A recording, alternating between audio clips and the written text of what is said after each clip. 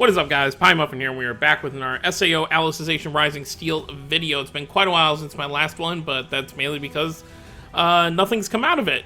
Obviously, I know a lot of people are kind of like, because of the Apple date being December 11th, and which is really far away, which makes you think that, maybe they should have started revealing this stuff later on, like maybe just in October and November instead of just August, September, October, November, and then having the game come out.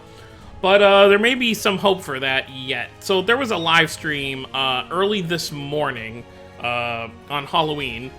I didn't stay up for it because, like I said, it was early, and that's usually when I'm going to sleep. But we're just going to go over everything. Also, once again, shout out to SAO Wikia for translating everything that kind of came out of this. There's really only a few important details with everything, so we're just going to go over everything real quick. And then I'll give my thoughts on it.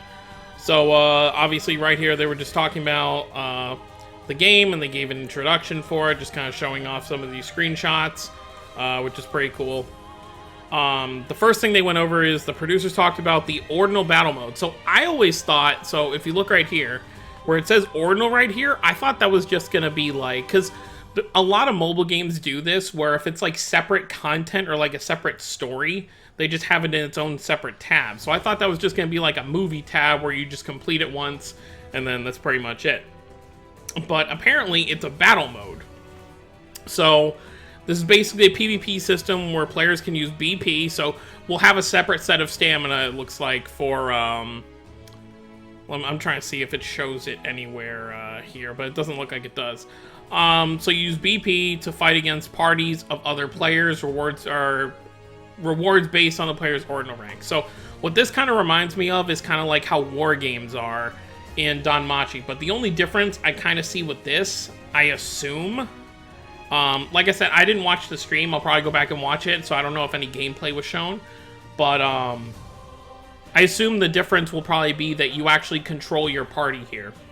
Whereas in Danmachi, when you do the war game mode, it's just kind of like you set up your team and they kind of fight each other. For all I know, this could be the exact same thing.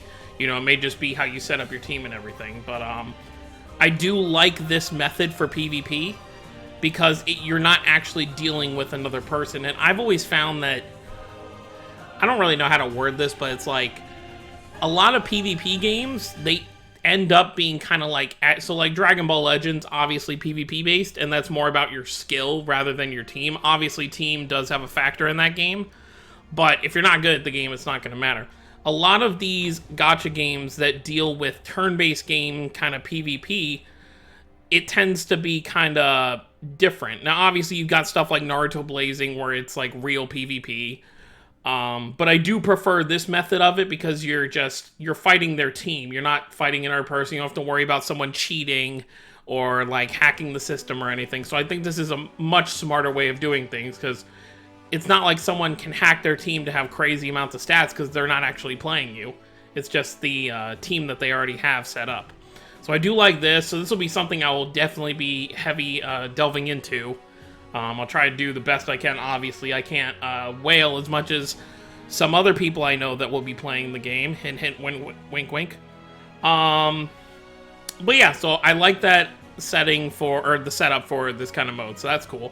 The next thing they have is Cathedral Battle, where players face strong opponents one after another to reach the topmost floor.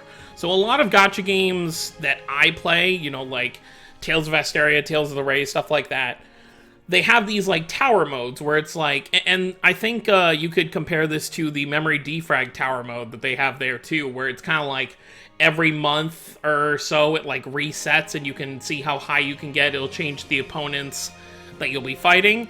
So it seems like this will be the same sort of thing. So how many floors did it say there are? Well, it doesn't say, but it looks like this is the top floor, 50. So it looks like you do 50 floors, and I guess that's the boss right there. Now what's interesting about this is it shows the HP right here, as if you can have multiple tries. So I wonder if it's going to be a case where you're going to have like a bunch of teams set up, or you're going to be able to pull from more than just one team throughout the whole thing. Or if it's going to be a case of you literally just, you take your best team of, because I think you're going to be able to have 6 characters. Yeah, because I think you have 4 on your main team, and then you have either 2 or 3 on your backup. I think it's 6 characters per team. And it looks like there are 2 different difficulties. There's a normal one, there's a hard mode. So that'll be interesting. Obviously, I'm sure there will be some decent rewards if you're able to beat those 2. So I do like that. I do like both of these game modes. These will definitely be things I will bring to the channel when the game is actually out. Obviously, once I've accumulated a decent team, because obviously I'm not going to be challenging these things day 1. Stream revealed Roni, which if you're on Twitter, you will have seen they already teased that the previous day. So I really like, a lot of people kind of sleep on Roni just because it's like, and this is obviously, if you haven't watched the first half of Alicization that aired, late last year, early this year, then this might be a spoiler, but, she's Kirito's disciple, and she really doesn't get to talk or do too much in that first half, but, I mean, she's going to get kind of fleshed out in this current season, so I think it'll be cool once she does get the respect she kind of deserves. But she's definitely going to be a unit I want to pull for. And then down here, there's only 2 more things. So the producers celebrated that Rising Steel has achieved the 800,000 pre-registration milestone, and they have 1 more goal for 1 million pre-registrations. The reward is guaranteed rarity 4 character. Ooh, wait, what? So what I'm assuming you're probably just going to get 1 character. So it's this thing right here, I assume. So I assume you get 1 of these 3 characters. So I assume you probably have to log in for the whole week, and once you're done logging in, you just get 1 of these 3 characters. Give me Alice or give me Leafa. I'm good on that.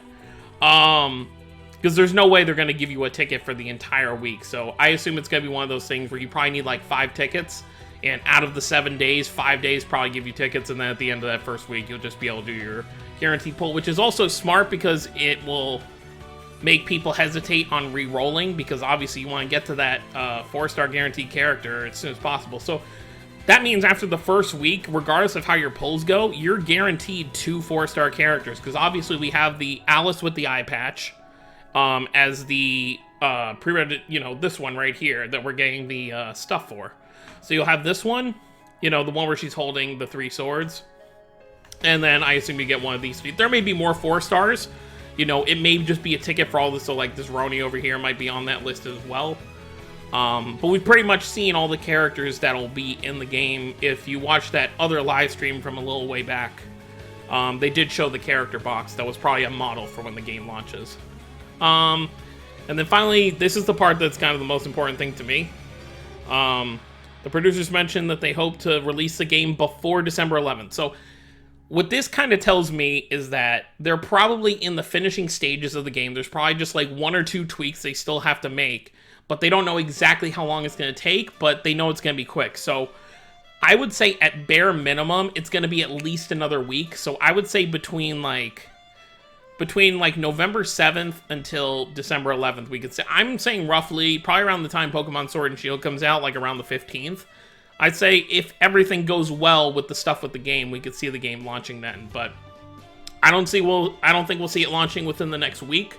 But I'd say definitely within 2 to 3 weeks, we could definitely see this game just dropping. But other than that's pretty much everything, and then they went into some of the memory defrag stuff.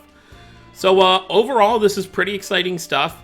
I see, the thing is in most gacha games, I'm really not into PvP too much. I have delved into it a little bit. Like, even with Dragon Ball Legends, like, I kind of just do my, like, well, I don't know what you call it, but each PvP session, I just do the reward stuff, like get your 15 wins and all that junk, KO 30 enemies.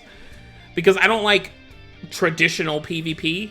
I like PvP like this, where it matters more about how my team is kind of built, rather than stuff like it. Because with regular PvP, where you're actually playing another person, you have to deal with so many issues. There's going to be hackers, there's going to be people with bad connections 90% of the time, and I'm just not about that. So with this, you're just battling someone's team that they have set on their stuff.